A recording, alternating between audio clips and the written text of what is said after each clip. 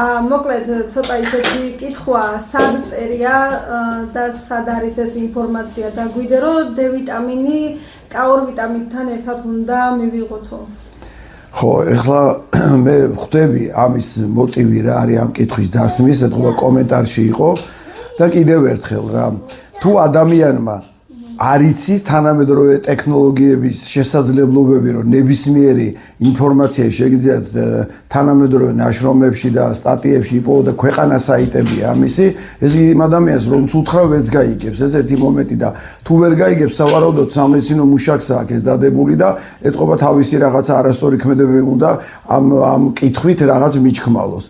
თუ არ იცის პრობლემაა, მან ის პაციენტსაც ვერ მგონებს, თუ იცის და განზრახდებს ამ კითხვას, ეს კიდევ უფრო უარესი, ესე იგი ვიღაცის მითითებით აკეთებს და ეს ვიღაცა ხშირ შემთხვევაში არის ფარმაცევტული ფირმები, რომლებიც რაღაცებს თავაზობენ ექიმებს, საჩუქრებს და ასე შემდეგ, იმისთვის რომ დაუშვათ რაღაცა მათი პროდუქცია გაიყიდოს და ყოველთვის ეს პროდუქცია არ არის სწორი და არ არის კარგი.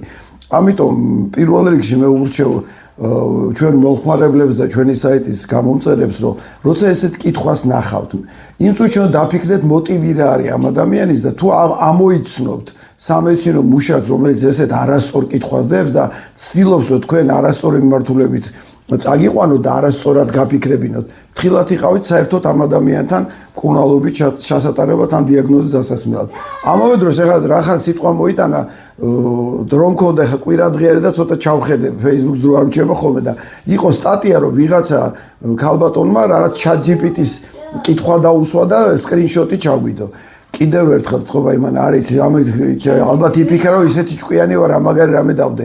ChatGPT ინფორმაციას მოიძიებს ოფიციალური საიტებიდან, ოფიციალური ჯანმოს მიერ გავრცელებული ინფორმაციიდან.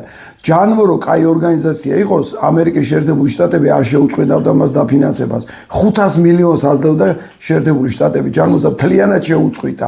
იმიტომ რომ კიდევ ერთხელ გააჟღერა ამერიკამ, რომ ეს არის საკმაოდ კორუმპირებული ფარმაცევტულ გიგანტებთან ესე იგი შეთანხმებით მომუშავე ორგანიზაცია და ამიტომ შეერთებული შტატები ყველაზე ადრე იგებს ყველაფერს და ყველაზე დიდია იქ ტექნოლოგიების ინფორმაციას. საერთოდ გაუჩერა დაფინანსება. ChatGPT ინფორმაციებს იძიებს ესეთი ოფიციალური საიტებიდან და არა ის რაც თანამედროვეობაში ხდება და არის ხო და ერთოდ არ აქვს მნიშვნელობა კომენტარებს ჩემთვის, იმიტომ რომ მე რაც ვიცი იმას ვცდილობ რომ მოსახლეობას გაუზიარო, იმიტომ რომ ამ ინფორმაციას მოსახლეობას არავინ არ აწვდის და ვცდილობ რომ ვიღაცები მაინც დავიცვა, ვიღაცები გადავარჩინო, იმიტომ რომ ასეთმა სიტუაციებმა მე რო იგივე სახის ინფორმაციები მქონოდა კარგახნით ადრე, ბევრი ჩემი ნაცნობი, ჩემი ოჯახის წევრი ბევრ რაღაცას გადარჩებოდა და დღეს ის რაც მე განვიცადე და გავიარებ, ვცდილობ რომ სხვა ვიღაცებს ავაცილო. ამიტომ თუ ვიღაცა ასეთ კომენტარს დამიდებს, უბრალოდ დაფიქრდით მოტივი რა არის და მე კომენტარები საერთოდ არ მეშინია. მე იმდენი ხნის გამოცდილება და იმ ხელაგზამა გავლილი რომ კომენტარების კი არა, რა ვიცი, მეტეორების აღარ მეშინია.